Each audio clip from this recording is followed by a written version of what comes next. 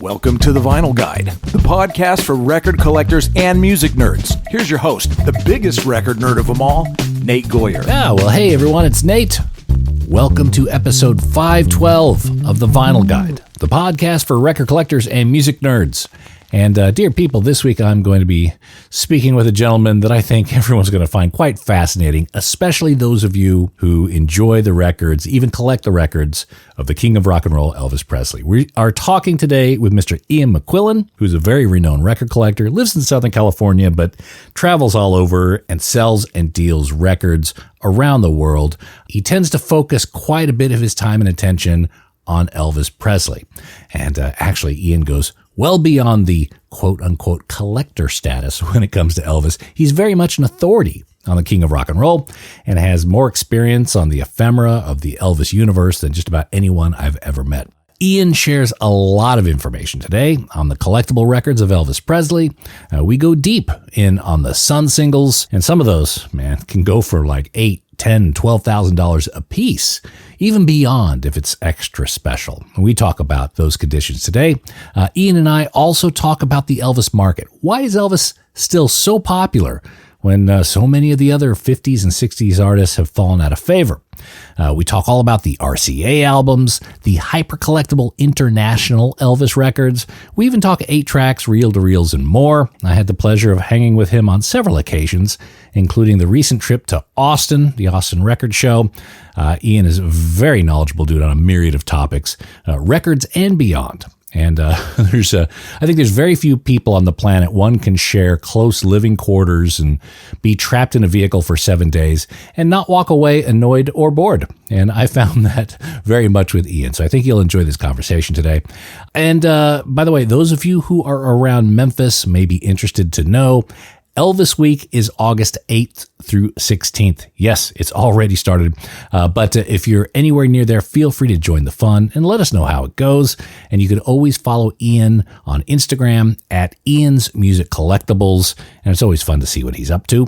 And before we start the interview, I got to let you know there's an extended version of this interview up at patreon.com/vinyl guide, an extra 20 minutes or so. And I think if you listen to this, you'll all agree Ian is quite fascinating. So if you want to get more of this conversation, as well as extended and high resolution versions of many Vinyl Guide episodes, as well as helping support the podcast here, please go to patreon.com/vinyl guide. And of course, your support for the show is always appreciated. All right, with that, let's catch up with Ian McQuillan and talk about the collectible records of Elvis Presley and more. Well, this week on the Vinyl Guide, we are welcoming, I'm going to call you an Elvis expert, I guess, Ian McQuillan. Is that how you identify yourself? An Elvis fan. Yeah, an Elvis fan, an Elvis lover. Man, I've been an Elvis fan for, 55 years. Passed down from my mother, who was an Elvis fan. And she was even before Elvis. I mean, when Elvis came out, she was only, 10, 11? Yeah. So we're going to talk all about the rare Elvis records and some collectibles and things like that. And, but to get into it, what was your entry into Elvis? It sounds like it started extraordinarily early. I just mentioned it. I suppose I grew up in kind of a music house from Scottish parents who immigrated to New Zealand in 65 and 64 actually, and then had me. And even as I was 2 years old, I was into this whole vinyl thing, as you probably know. But as soon as I heard Elvis, I just remember Mum told me, Ian used to go nuts. I used to sit you on the potty, little people down under will understand that. I just sit you in front of the stereo again. You could stack up 8 records and that, and just put on the records. And as soon as Elvis came, you were just glued. And the first song, Ian, that I think I remember was A Big Hunk of Love. That you just went and you said you just kept repeating, wanting to play that song over and over again. It spoke to you, and it spoke to me. It's that one spoke to me, and then I got stung after that. It's another song from like 58, early, but this is probably 66, 67. I'm hearing these sitting on the potty. Well, 65, I don't know, 66, 60, whatever, some Yeah. round about there. So growing up in New Zealand, obviously that's quite a ways from Memphis. How difficult were Elvis records to get in New Zealand at that time? They weren't at all. It's just like what you see in Australia. They release pretty much everything. Everything that that the US released was released all over the world. RCA had the pulse of Elvis's network in play all over the world. So, New Zealand issued them way back in 56, 57. We never issued the first album, Elvis Presley. That was only issued in Australia. And then a few were imported over here. But once the second album came out, everything was issued from it, all the EPs, all the 45s, with a couple of little changes in side twos and side one. But basically, the catalog is about 98% accurate to USA. Okay. All right. So RCA was very quick and very efficient at making sure to capitalize on every absolutely person who is interested in buying one of those records. Yeah. Now, one of the things that, being a record collector, there's a lot of artists that are of that era that used to be quite popular, quite collectible, and it seems to have waned in recent years and decades. What is the market for Elvis? It seems to be still quite strong. Yeah. Well, it is and it isn't. The diehard Elvis fans are manic, and they want to get everything. They want every issue, every release, every variant. But you're absolutely correct that the 50s artists have waned. I mean, we're talking all that stuff, isn't it? I suppose maybe Gene Vincent and a lot of Eddie Cochran, but Bill Haley, Chuck Berry, Bo Diddley. It's really kind of sad how that has really just dropped off when it was so collectible. The rockabilly market has really dropped off. So you've also had some moments, some personal connections with the Elvis universe, and I definitely want to get to that. But let's kick into the records. To me, Elvis records and material seems to be quite overwhelming. There's so much of it, and I personally have very little perspective on even where to start. I suspect a lot of the listeners are too. What should we start with? In terms of collectible Elvis records, should we start with Sun? Is that a logical place to begin with? And I can certainly elaborate on all this. Sure. But as far as Elvis goes, who's bigger? Who's got more depth? More? I mean, who's got a bigger catalog than Elvis? I don't think there's anyone. Right. As far as releases go and stuff like that. So Sun has a different egg and very collectible because it streams outside the Elvis curriculum. It's not just Elvis fans that are looking for Sun. You've got all the rockabilly guys, all the 50s guys, then just people that are collecting records that acknowledge that those records of Elvis is the start of the rock and roll era of modern music, on the charts back then when Elvis came on with that sort of stuff, and even when he just first signed, we've got Hot Diggity Dog by Perry Como, and How Much Is That Doggy, and Doris Day, and so that is kind of the start. That's how they look at it. There's many others, obviously, I know, but that's why those Suns. So and they're collectible today, and very collectible. There's very few official Sun releases. There's 5 records, if I understand correctly. Just 5 45s. And 5 78s. Got it. Okay. All right. Now, in that era, there were no LPs really on Sun of Elvis. It was mainly 45s and 78s. Is that correct? That's it. Okay. Yep. All right. What was kind of the balance between 45s and 78s? Because that was a transitionary period. I would say there was probably, with Sun, there was more 45s done, actually. So, but the 78s carry a premium because out of the Suns, I'm thinking 80% are destroyed of the 45s. But I'm telling you, probably 95% 78s are destroyed just because of the shellac and the brittleness of that. And just, people handling of, 10-inch 78s.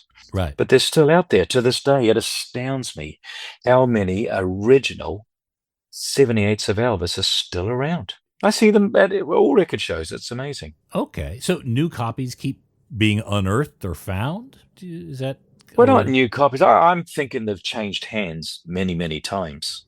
Mhm. And that's just the way it is. And the 45 seem to all change hands.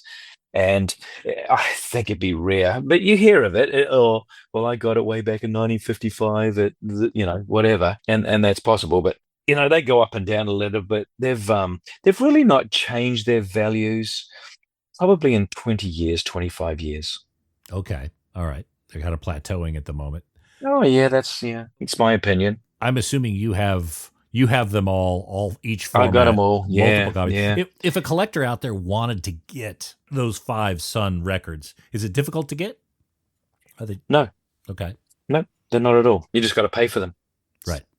Okay. Yeah, and then you got to decide what sort of condition you're looking for, and there's a lot of variants too. Back in 54 and 55, he used several plants, local plants, Memphis plants, Philadelphia, and then at the end he was using Los Angeles. So, and a lot of people like to get all those variants. I'm not too fussed one way or the other, to be honest. But is there one of those 5, either 45s or 78s, that's exceedingly hard to get? yeah, I would say a 78 of 209, That's All Right Mama, the very first one. That's the pinnacle one that probably garners at least 100% more than the next one. Okay. So, if you've got a decent one of those, you're going to get 17 to 2,500 for that in VG shape. If you've got one excellent or better, you're probably 4 to 6,000. And if for some reason you've got one that's had minimal play, labels are all clean, who knows? You've got to be at probably 10 to 12 for sure. Okay. That's a 78. Yeah, a Okay. 78. And they've sold for that. Okay. I'm giving you real values of what I've seen. Yeah. So. And 45s, how are they compare? Just a little less, and there seems to be a lot more, especially when it comes to Mystery Train. They did those out here at Monarch in Los Angeles, and the rest of them sold $250,000 or around about between 175 to 280. Mystery Train was still being produced after he signed his deal with RCA, so that probably went to 1 million. So that's an easy one to find. That's why you see, Mystery Train around a lot. Got it. And they don't even have the push marks, and so that's around. You pick that up for 300 to 400. The other ones and the other 3, in respectable condition on the 45s, VG plus, they're all at about the 600-700 mark. But That's All Right still holds at 15 to 2,000.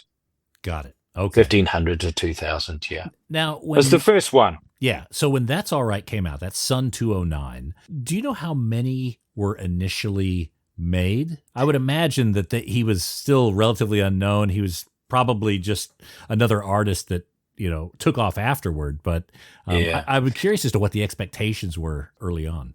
Well, the expectations were good, but the production lines were just in their infancy. And Sam, God love Sam, and I've met Sam, a great guy. He didn't have the capacity to do it, so he just got whoever he could to produce as many as and he was running out of stock all the time. So this is, just to be clear, Sam Phillips of Sun Records. Sam Phillips of Sun Records, yeah. And he used to use the pressing plant Plastics out of Memphis. Is that correct? Plastic products, absolutely. He also had another Memphis plant that was issuing as well, but Plastic Products is his main. I wish I could show you a photo of that. I just saw it. It's still there. The 2 little aluminium sheds are still there. And I saw them, and they're in quite an area of town. You don't want to, be hanging around too, but they're still there, and they've been closed for decades. And then he used another plant in Memphis as well. He also used Philadelphia, and he may have used a couple more here and there. We've found some other, small runs of different looking Sun labels with different variants, and but legit. And so he just got as many as he could. Then he's running out of money here and there, and royalties aren't coming in. And he did the best he could. He did a great job. But initially, I couldn't tell you. I don't think anybody has those figures. Okay. All right. So it could have been 1,000, a few thousand. Oh, I'm sure he probably, I'm thinking probably more like 20 to 30, something like that. I Thousand. believe in the end, I believe in the end, through it all, over, 4 to 6 months, we're probably, we're close to 200,000. So Wow. those are big numbers. Those are big numbers back then. Oh yeah, and for an artist, when That's All Right came out, Elvis was not tested right. So Not at all. yeah, I would imagine. I mean, your perspective is taken in, but I would be, if I was Sam, I'd be hesitant about putting too much money behind someone until I knew that I could get rid of Oh, he that probably stock. had them. He probably had them sold and everything. Remember, it wasn't a big company, son, and so he's flying by the seat of his pants, and Yeah. um, and that's between both platforms. 200,000 between 78s and 45s, and then the next one did okay, and then they were selling less after that. A couple of them, but Good Rockin' Tonight's a big seller, #1 in the rockabilly in the country. Yeah, was that the country charts or the rhythm and blues charts or something? Good Rockin' Tonight was a pretty big seller. So when there was those initial records put out, did Sun have national distribution at that point? I mean, could you get an Elvis No, record in California, or how far afield no, could you go no. from Memphis? I'm sure a few got out here and there, but it was pretty concentrated in the South Mm-hmm. back in 54, 55, yeah. And selling just through him, the watts of the radio stations certainly didn't hit the coasts and certainly didn't hit too far north. So basically, how these guys, the likes of Sam and people he had working for him and other DJs, they would drive to these radio stations, get airtime. Who the hell is that? We don't play black music, the deal. Oh, he's white, really? So when Elvis would travel and they'd see him, then that's how they promoted the music, by Elvis traveling to all these towns through the South, spreads to Texas, goes as far as Florida, goes north, stays under that Mason-Dixon line, and then he moves north up to Ohio areas and Dakotas and, those areas. And he was hit, and that's how he started getting known. And that's how he got got the air of RCA at that point. So you could kind of almost track the sales of those records. Not that there's that data now, but as he moved from station to station and they started playing it, those Sun records were then getting popular in Philadelphia and, Kansas and things Sure. like that. Okay. Kansas for sure. I don't know about Philadelphia back in those days, but that's a Right. pretty big. But maybe, but certainly Kansas. Kansas is absolutely on the radar. Kentucky and certainly Texas. Did a lot of concerts early Texas, and they were all full. 3,000 to 5,000 people, that sort of stuff. And then it started getting bigger and bigger after that when RCA came in, put some money behind it, some advertising, and Okay. Now, in that era of Sun, were there any DJ copies or what came to be known as like white label promos? Any of those things that are around? absolutely. That's a good question. Very good question. Yes. So Sam certainly stamped a whole lot of Sun records, and they had this nice little red stamp, and it would just say promo on it. Then there was some writing on some others if they didn't go through Sam, but Sam would do the running around himself. He sweated to get this guy played, and for his future, because he's a radio man. Sam Phillips is a radio man. He's not a manager or anything like that. Mhm. He's a radio guy. And there's a lot out there. And God, I wish I could show. I've got one that's got that red promo on it. But there's a few out there, and they certainly garner a premium. There's no white label Suns. There's no white labeling. They're just the same labels, and they're just a nice stamp. But yeah. Yeah.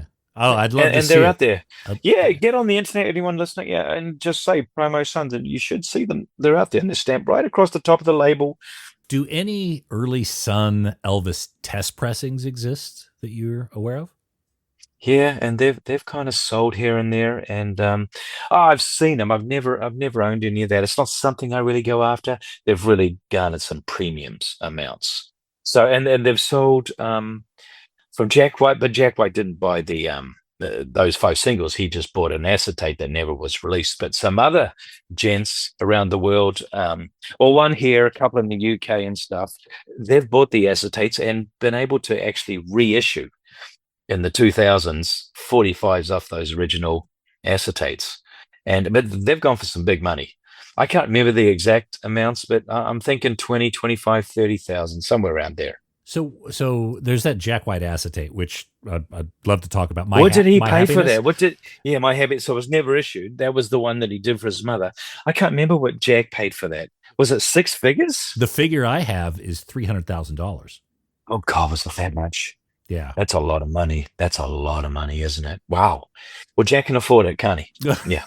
Good on him. And he reissued it. He's definitely got that collector gene. So the acetates you're talking about are these same songs, maybe different versions of them? Is that? I don't believe that. It's a good question. I don't believe they were. I just think they were cut. They didn't do 20 takes back in Sun Studios in 1954 or 55. They just get together, get the sound. They didn't have all the complex engineering rooms or anything back then. Did they go direct to disc, or was there a master tape somewhere in the link? I don't know. I'm pretty sure he went to tape. I know that Sam had tape and all that. So now you're talking engineering stats. So I'm guessing. Okay. Yeah. I don't want to say anything that That's fine. I'll tell you exactly what I do know, but I'm not going to answer what I don't. You're not going to speculate. No, and that's fine because, I'm just trying to ascertain whether a record pressed at Monarch in Los Angeles is going to use a master tape that was used at plastics pressing or something. Or plastic if it was plastic products. Or if it was a needle drop. Yeah. Well, they transferred it all to RCA, and those 45s that were transferred from the old Sun singles sound so much better, if I'm allowed to say that. But they're RCA. But if you go from that hiss of Sun back in 54, 55 and put some professional engineering and transfer with RCA with all the money they have, they are crystal. Put on a Mystery Train Sun, and then put on a Mystery Train RCA, and it's night and day. The mono, the high fidelity on the RCA is just crystal clear, silent, and acoustic. Just Elvis just comes through. Terrific. Those are the ones to go for. Those are the ones to buy. So. Okay. All right. So Suns are unique. They're interesting. They're a part of history, but really what you want to do is get one of those RCAs if you want a player. Absolutely. So starting and after the transfer of Elvis in November 55, they reissued all that stuff straight away. So all his Sun and some extra stuff that Sun didn't. And they sound great if you've got, and it's amazing how there's still so many beautiful near mint copies out there, and they do sound good. So let's talk a little bit about that transition, because when RCA got the Elvis bug, they got the rights. Sun Records still had stock, had inventory they needed to move. What do you know about that period and some of the tactics that made those records move? Have you been on the internet, have you? Well, what I know is this. Sam was allowed to sell out his stock. I think he had through the end of January or whatever. There's talk that Sam might have actually jumped on the bandwagon, got a couple of his buddies to produce another few thousand here and there, and he would sell those off. And it's probably true. I mean, it's just something that was kind of done a little bit down there. I'm not saying it's right, but he was allowed to sell out all his stock and everything else. But I think he played that to the real gray area. And well, he absolutely did. There's no qualms about that. From what I know and people I've spoken to, and I certainly know all the biggest Elvis collectors in the world. So, I mean. Okay. Is there a way to be able to tell which records were post-RCA Suns and which weren't?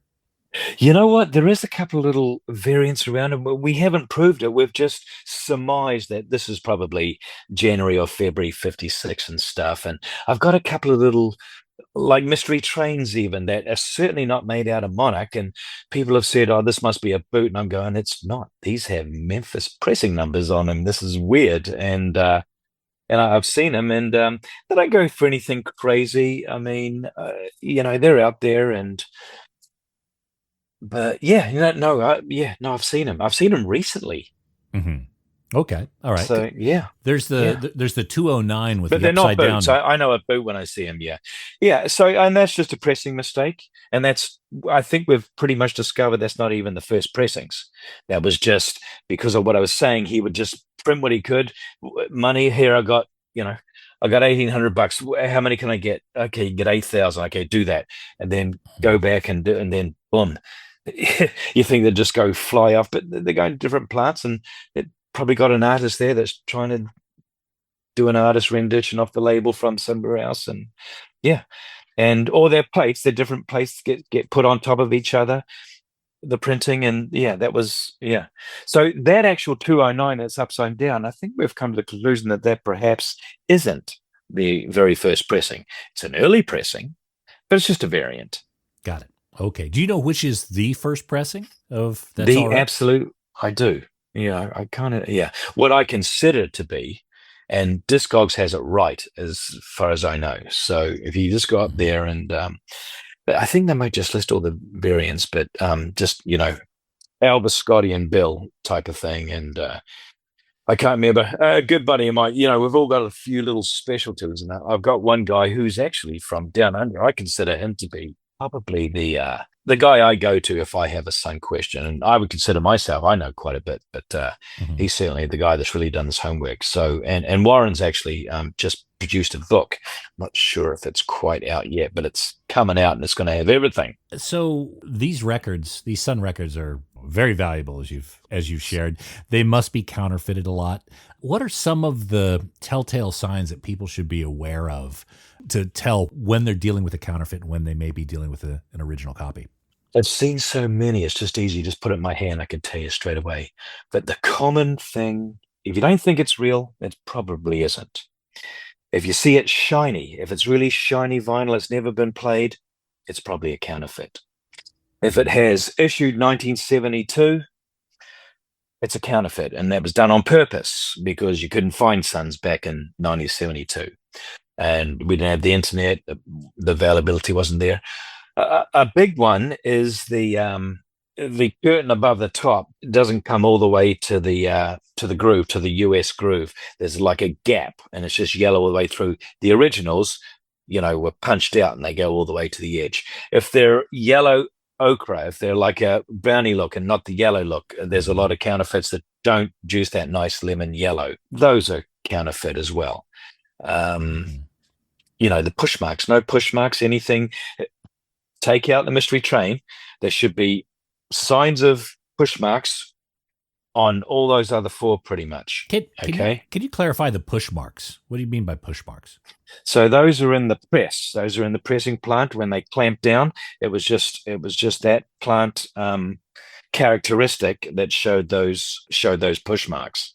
Okay, so it's kind of the and raised they're part. in a triangle. They're in a triangular fashion as well. And but the triangle part isn't top side. It could be anywhere on that label, and you'll see it. And it's so there's some counterfeits been done that have recreated those push marks, but they're very obvious. So Right. I mean, you can tell from the pressing plant. So going off of Sun for a bit here, what are some of the other highly collectible Elvis records outside of those five? Well, there's a lot. Let me segue if I could. It's like a lot of people don't think Elvis is collectible anymore. And you know what? He might not be as much as he did because there was so much released. And I tell you what, when he died, the world just released a million things and they were able to do whatever they wanted to do. Greatest says, just get the money machine going. You go into a lot of record stores around any nation, but I'll just say this nation, and they have Pickwick Records, Camden Records, or Moody Blue vinyl, and they just look at me or look at you and go, well, Elvis didn't sell, I didn't even buy it. Because they've got that sort of stock, and nobody does want that. Those are $2, $5 records. He's got them priced at 10 or 5, and they don't sell. But you take his pre-Army Day ones, those albums, in order: Elvis Presley, LPM 1254, LPM 1382, the second album, Loving You, King Creole, for LP fans only, and A Date with Elvis. And then there's a Christmas album in between. I missed that. Squeezed in between King Creole and Loving You. And those in good condition still go for hundreds of dollars. And they're hard to find.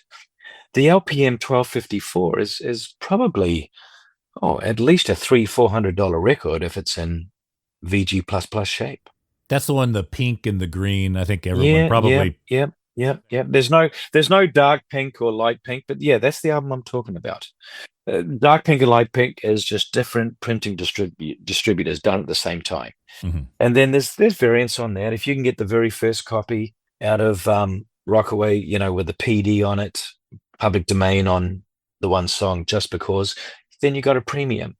And then there's other little variants here and there. And but I mean, it's a pinnacle of rock. I mean, it's been in every list of top 100 out, top 500, top 100 out, rock and roll rock albums of our time and everything else. And it's one I think everyone should have in their collection. It's a good album. Right. It's a good rock and roll rockabilly album, and it's Elvis raw. It's very raw, with a few Sun songs on, rubbed in. And So he went into the army until 1960. 60 is when he came out. I think he started making the movies. So what you're saying is anything kind of before that seems to have retain a higher collectability. certainly, I'm just saying, there are ones that the people want. Those are the 50s LPs. He was doing movies in the 50s, a couple. There's like 4 or 5 until he comes out of the army. Well, 4, and then GI Blues once he was released. And those albums all in great shape. Go for 100, 150 or whatever. The first 2 obviously are in the 2 to 300 mark, and then you got the Christmas album, which could go anywhere from 3, 4, 5, $600, because the first gatefold. It's the first gatefold, and they're trashed. Sold like a couple of million copies, mate. But to find one in decent shape is impossible. And the rest of the world didn't have dies to make gatefold records. So every other country has their own Christmas album in 1957, 58, their own variation, their own version. A lot of people don't realize that. And that's why that New Zealand one is worth so much money. That Christmas album, if I recall right, the American version had a little booklet in it. So Yeah. finding those in good shape that kids Yeah, with the booklet intact and everything else. kids of the day didn't pull those apart, put them on their walls or anything like that. Absolutely they did. Absolutely they Yeah. did. So the Elvis Christmas album you're talking about from New Zealand is the one with where he's like in the moon. He's kind of in the sky, that thing. Yes. Okay. Like the end of Love Me Tender. Well, I don't know if you know that movie, but sitting up there in a circle, the moon's still there, and it's a beautiful kind of country town out of the US. I don't know how New Zealand pulled that off, but that album goes for pinnacle. Hey, I just sold one within 6 months, and I sold it for nearly $1,000 Australian. Wow. Who's our market for America? It went for, I think, 585 Okay. US. So talk to me a little bit about some of those connections, because you got to spend some time with Sam Phillips and some of the other folks in the Elvis universe. Yeah, and so many of them are gone now. But let's not just say Sam and I were great friends or anything. I met him in probably 91, and then I met him again in 94. He liked to have a drink. I liked to have a drink. We met at the Peabody or whatever. I just remember probably late 90s, he's getting a bit more frail. The crowds are getting bigger and bigger, especially with the theme, the big Elvis Week, 10th anniversary, 15, 20, 25. These are huge. The usual, 8 to 12,000 on the low years. They're probably 6 to 8,000. These big 5 years, we're talking 40, 60, 70,000 people rolling into Memphis Elvis Weekend.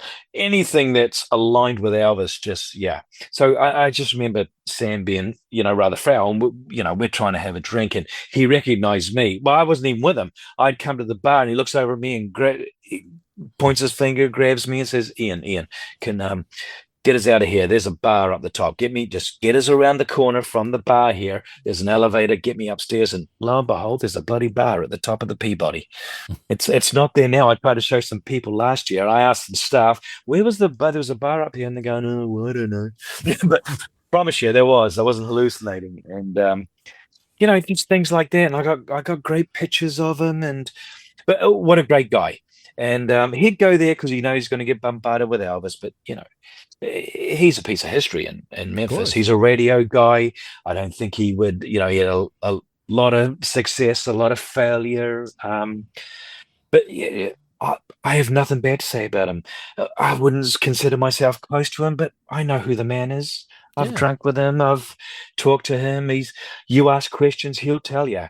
I asked about his week because you know me, I love music and all that, and I wanted to know about, well, how did you get the music across? Like the first question you asked me, and he's just telling me how they did that, trying to align bloody radio stations all together to play the stuff. Their antennas would only go so far, and it's a tough road to navigate back in the 50s. So extraordinary story. So And I've met his sons as well. He's got sons and stuff, and they continue it and stuff. So you got to spend time with Sam Phillips. You spent time with Colonel Tom Parker too. I don't know. I wouldn't say I know him. Have I sat down and had a conversation one-on-one with Colonel Parker?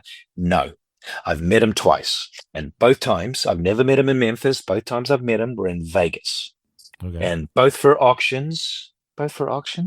So one was one gentleman that was running a big auction. So I saw him in 94, and then I saw him in 96. What are your questions, Nate? Well, was I close? Was I yes? Did I say hello or try to yes? You had a moment. Sit down and have a conversation. Yeah. I have it a moment. And Okay. Everything that he says, everything that's talked about, I think is probably true. I mean, he wasn't very nice to staff. A bit gruff. I think he might have been in a bit of pain, a bit of physical pain. And second time I saw him, they actually putting him in a wheelchair to rest up, and he just needed to be there to get some autographs, to get some money, because he was at this point he was nearing the end. So the second time I saw him, I think was 96 or 90, and he had a couple of minders taking care of him, people I know, people I probably care not to know, and taking care of him. He only lasted about another 5 months, and he died after that. Now, how much of his collection went to auction? As I understand, he was a bit, he was struggling he wasn't destitute, but he was struggling to pay the bills. He was never destitute. He he left some markers in Vegas, and they probably realized they weren't going to get it back. And he lived okay in Palm Springs and stuff, and had married again, and nice wife. She was taking care of him and everything else. And hey, look, I just want to say, I'm giving you, I don't want this whole negative view on the Colonel. Did a lot of great things, but he did a lot of what I would consider questionable things, and the direction of Elvis's career could have certainly gone some different ways, and he was in charge of it, lock, stock, and barrel. And let's be honest, I think Elvis could have probably taken a bit more control of that himself. But the Colonel, just so. I guess what I was getting to is do you have items that used to belong to Colonel Tom Parker in your collection? Yes, I do. Okay. Yeah, no, just stuff in stock, and that I've picked up from different people that were aligned with him, that worked for him. I've got a lot of office stuff and memos and letters and everything else. They could be considered the Colonel's office, but I've brought them off the staff. These are staff that work, that are well known in the Elvis industry. His photographer, Ed Boncher, but that's probably not too much. But Tom Diskin and his wife, Mary, I've bought a ton of stuff. And there's so much of it out there. I'm not just the only one that's got it. Many of us have it. And it's pretty collectible when you read the memos and you go, wow, I remember this event, and those drag a premium. And when people see it, that I've got it and stuff, they go, oh, that's, I said, guys, remember this? This is the, when they issued the, God, I can't itemize anything, but when they ran this Palm Sunday programming in 1967, here's the memo, here's all the stations, here's the original letter, and Colonel's signature on it, Tom's signature on it. Great stuff. And a lot of the new fans now just lap that stuff up because it's history. It's history of Elvis, and they just want to know anything Elvis. Yeah. Do you have items in your collection that the Elvis or Graceland organization has been requesting, or you've loaned them before for display? I've given nothing to Graceland, actually, that I know. They've offered to buy a couple of things here and there.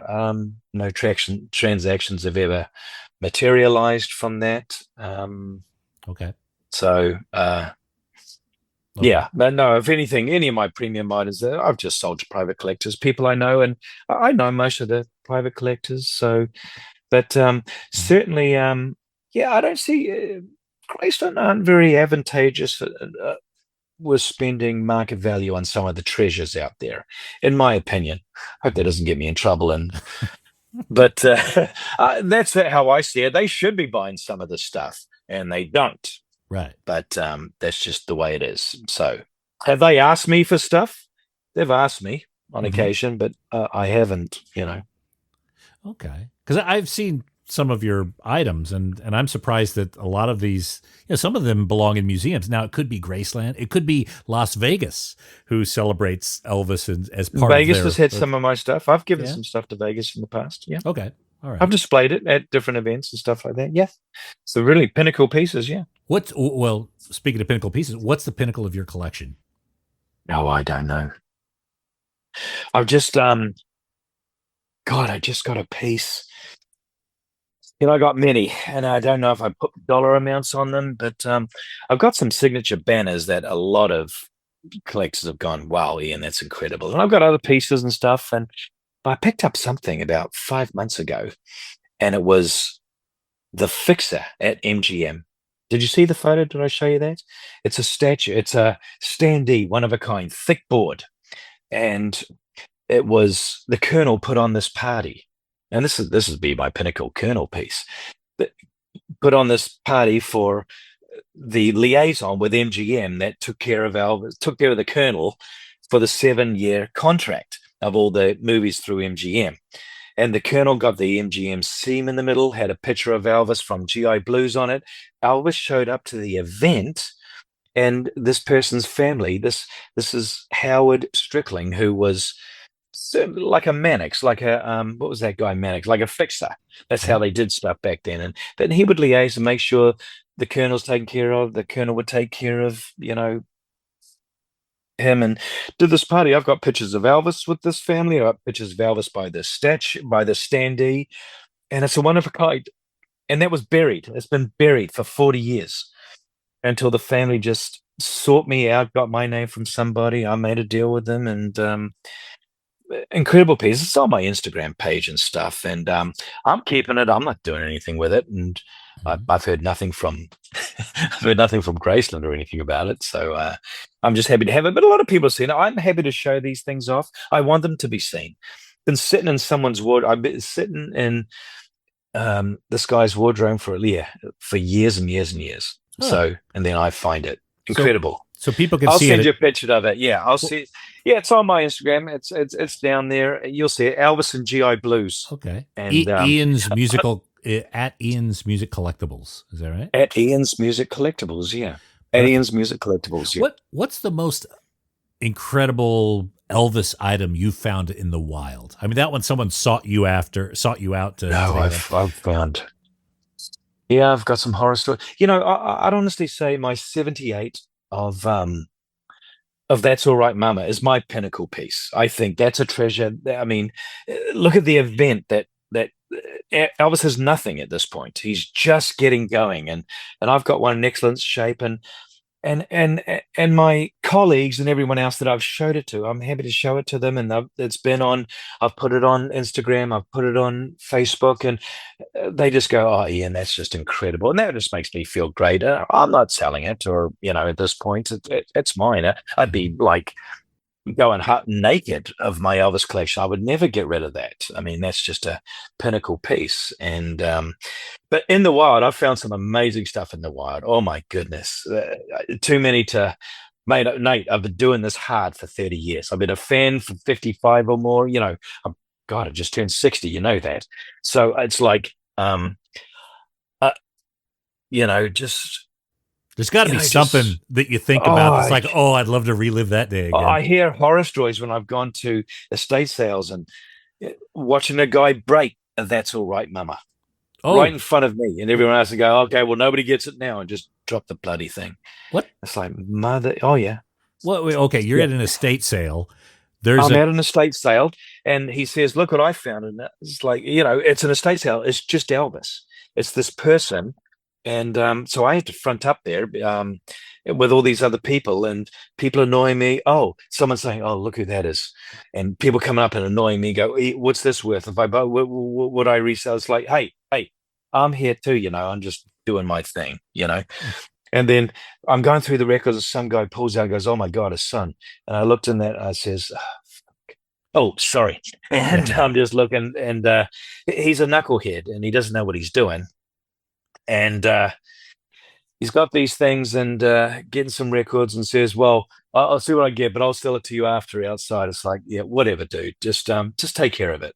And then next thing he's like holding it, and then he buckles on his elbow and arms, and this thing drops and just splits on the label in two. And he says, "Oh, well, I suppose nobody's getting it now." I was fuming. I went to the people. I wouldn't normally do this, but look what we're talking here.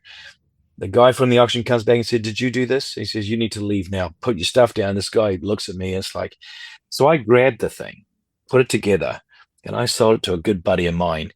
We managed to put it together perfect. You can't play it, but he's got it framed now, and it looks just like perfect. But obviously, it's broken in two.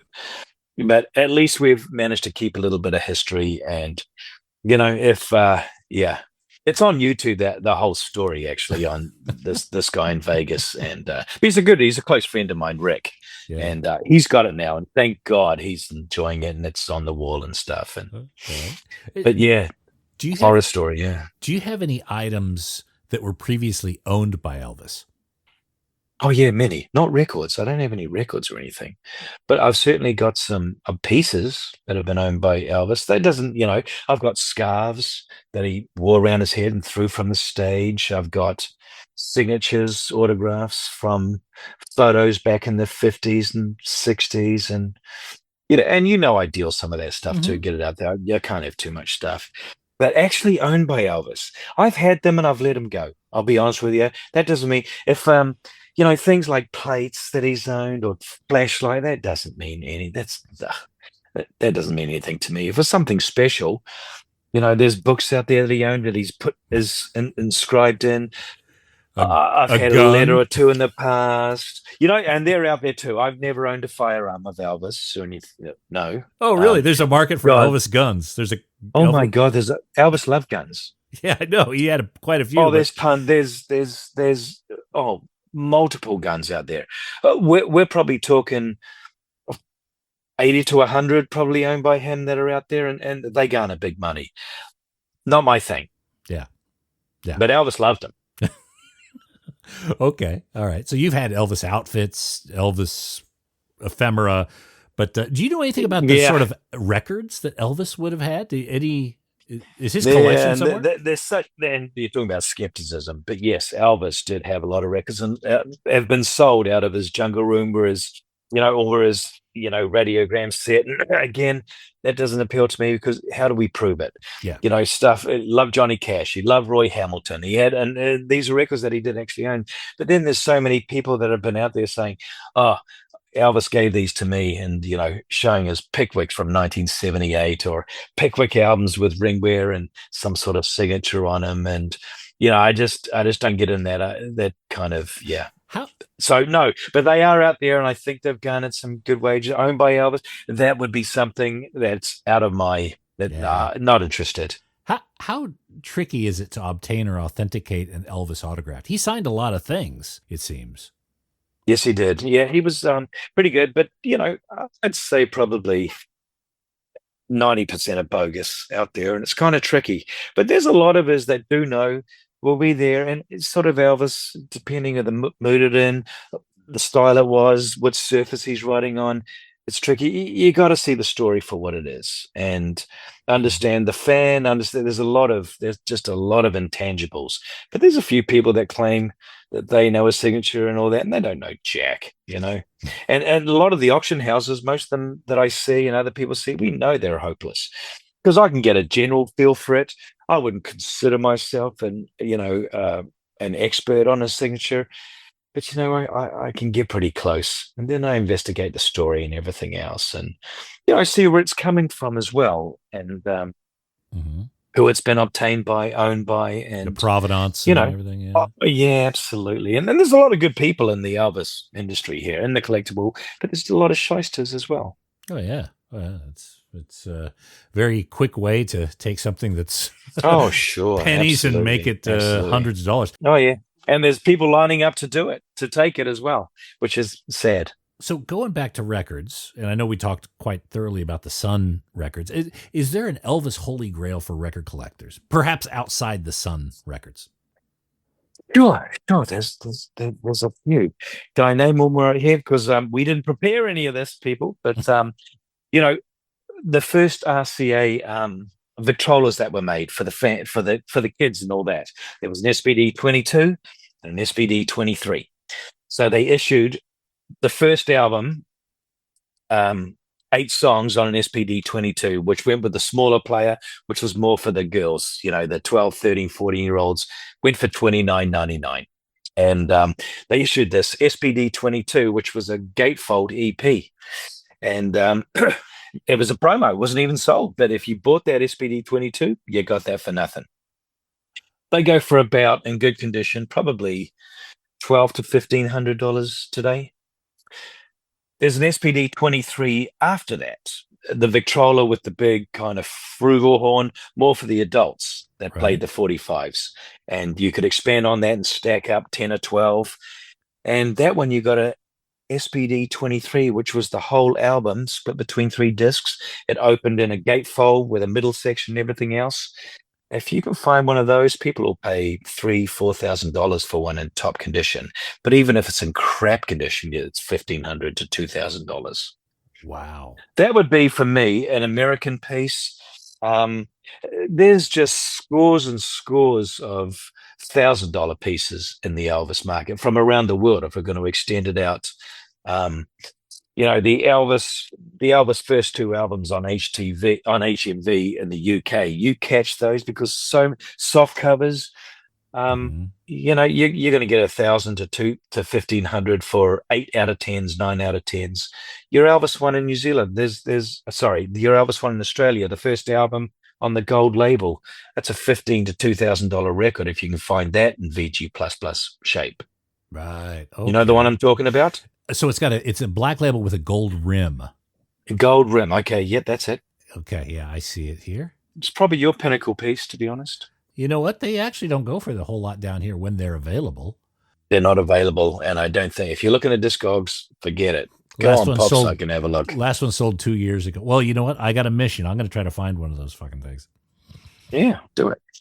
So, and the Moody Blues, all after he died, essentially Moody Blue came out on black vinyl, then went to blue vinyl, back to black. But the guys in the plants here made up a whole bunch, like 50 to 75 of red, gold, green, white, and then a small amount of purple, which go for a couple of $1,000. Splash vinyl ones go for these are the first splash vinyl out there before the picture discs even came out.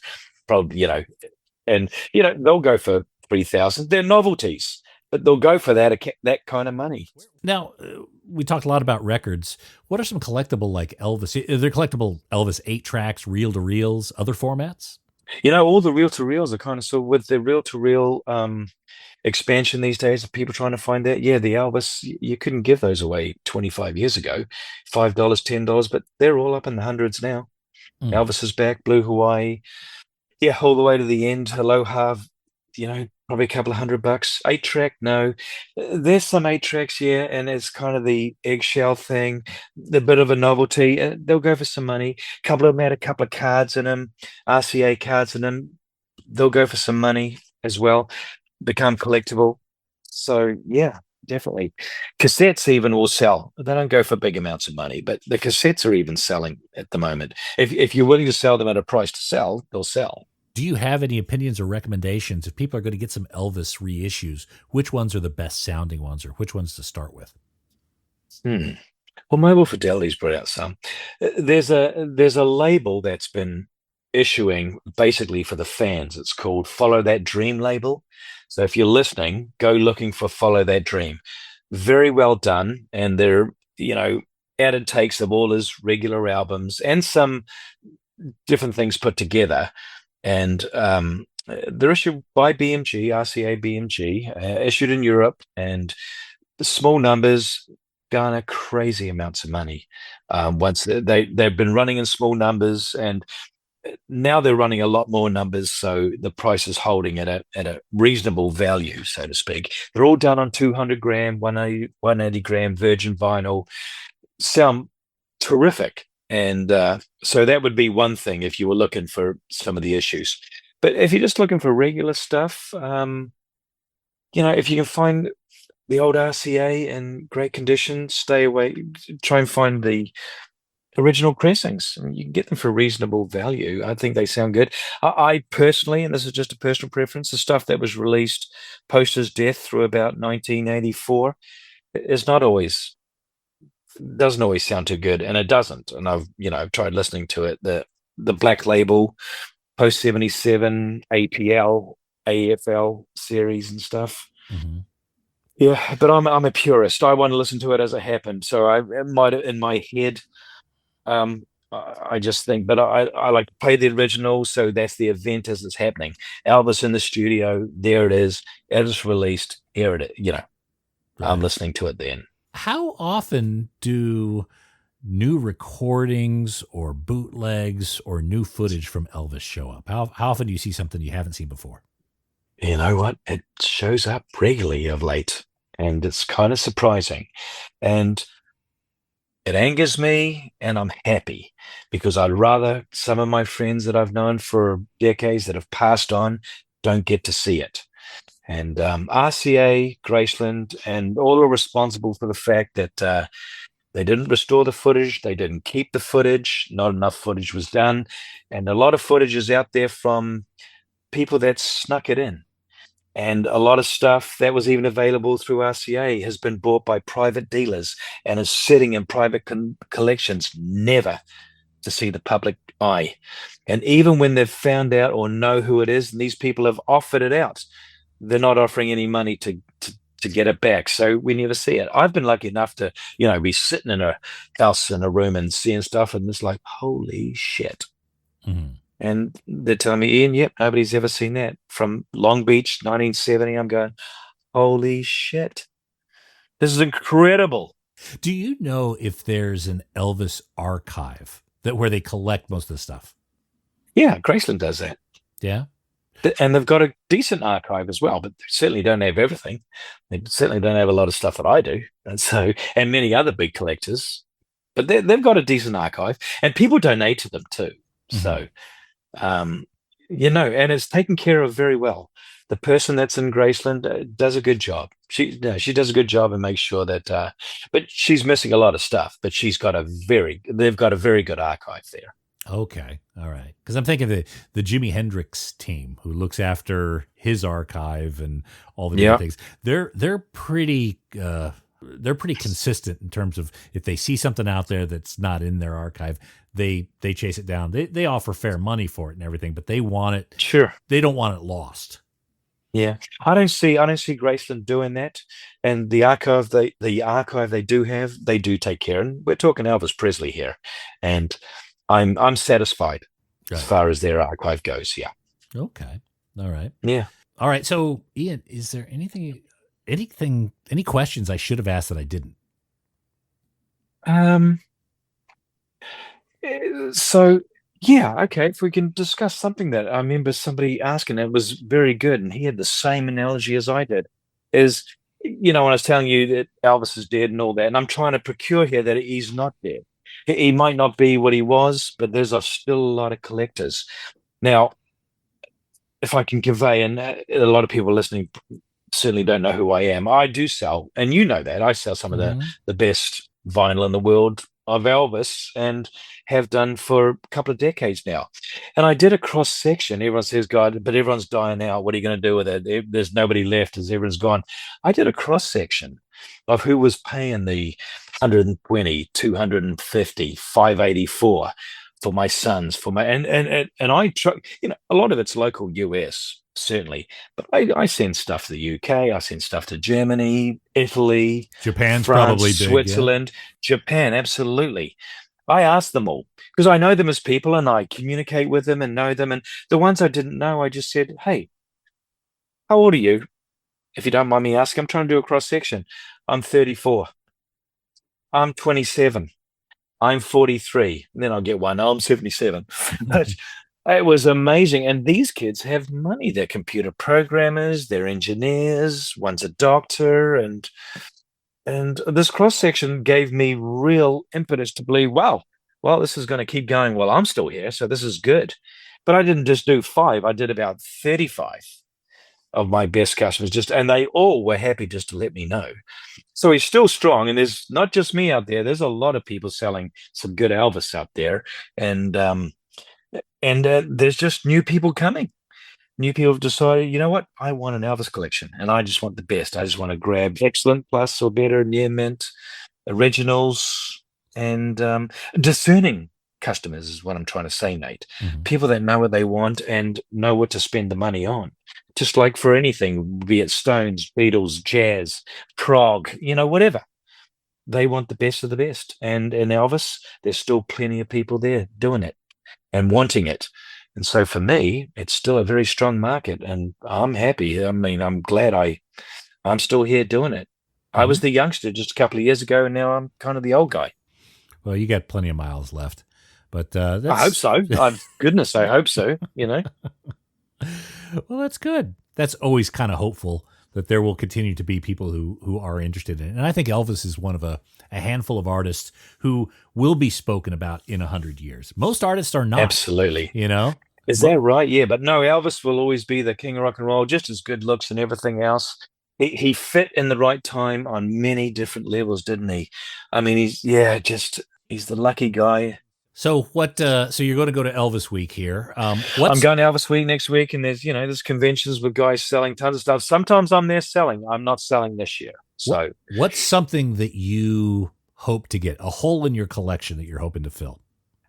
There's not much in the records notes, but I'm looking for stuff to maybe move on to other collectors. But right now, I've been just trying to get some concert stuff. There's a little bit of concert stuff from the 70s, and even if it's from the 50s, spend a lot of money, but I'm just hoping maybe one or two people will have maybe some ticket stubs, maybe a concert poster, some inserts, some passes, ribbons from all those eras and stuff. And there's something I'm a little short on. I enjoy those. If we were back in the 70s, early 70s, and we went to an Elvis concert, what sort of things would be on the Elvis merch area? So this is where the Colonel excelled, and this is why there's so much memorabilia around for all of us today. He was the king of this sort of stuff. So they had concession stands inside and outside, and Elvis was in poster and print all outside the hotels, outside the arenas and everything like that. But inside there was these concession stands that would have photographs, would have records, would have teddy bears, would have booklets, photo booklets of Elvis, would have just so many things, mobiles, Mylab things, just anything Elvis, and people just lapped it up.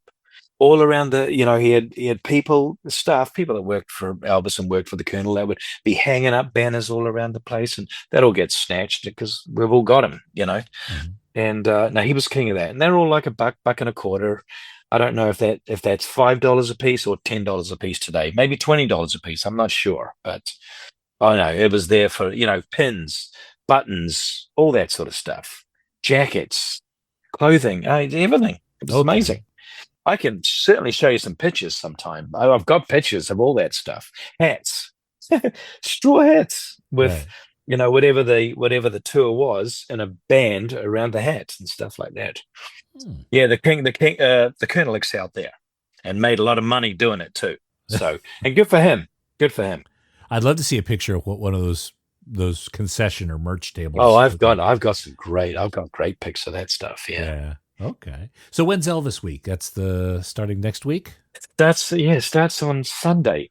I leave on Saturday, and then I arrive there, and then it goes, the vigil is on Friday, the candlelight vigil. Do you know what that is? No. So all the fans go and pay their respects to Elvis's gravesite, and usually most of Elvis Week will take their turn doing that. Friday the 15th. is what you're saying. Yeah, Friday that's the 15th? candlelight vigil. So I think that you can start lining up in the morning, but I think it starts at about 8 o'clock. And a few dignitaries come out, few people line with Elvis, the CEO of EPE in Graceland, they comes and speaks, and candles are lit, and everybody walks up in a big procession. It'll go for 6 to 8 hours, and on the big years, it goes for 14 to 18 hours. All right. Believe it or not. Okay, so that starts the 15th, and then Elvis Week goes through what, the 22nd, something like that. I think it's the 10th through the 17th. 10th through the 17th. Okay. Well, Yeah. I better hurry up and get this Yeah. episode out. All right. Well, Ian, thank you so much. This has been quite an education, especially for someone like me who's kind of very, I don't know a whole lot about Elvis. So just kind of understanding that lay of the land. And at least I know what to look for now if I'm digging through a pile of records. Again, people want to follow you. It's Ian's Music Collectibles on Instagram. There's all sorts of interesting stuff. It's not just Elvis. You got a lot of jazz. You got a whole bunch of records. You're generally Can I give him my eBay ID? Yeah, or please do. Yeah, please do. So it's just as simple. It's I McQuillan. I got the password and back to front, but it's I McQuillan, just Ian I, and then McQuillan my last name, and MCQUILLAN, and I'm also on Discogs as well under. And you'll see other stuff there, but there's a lot of Elvis there, and any questions? Just feel free to ask. I hope I gave enough of. We only touched on everything. There's so much with Elvis, and but I hope I answered some questions. And you asked some great questions there, mate. You did your homework there. I mean, good. So yeah. Well, you spent a lifetime collecting this information. We only had about 60 minutes, so we had to hit the tops of the waves. But that's good. I think it gave everyone a good idea, at least a good starting spot, and some interesting history there. So thanks again, Ian, and you're welcome back anytime. Once you unearth more of those rare records, feel free to come back on, and we'll look for you on Instagram. Yeah, no, I'm happy to. No, and thanks. Always happy to share with you, Nate. So thank you, and thank you, everybody.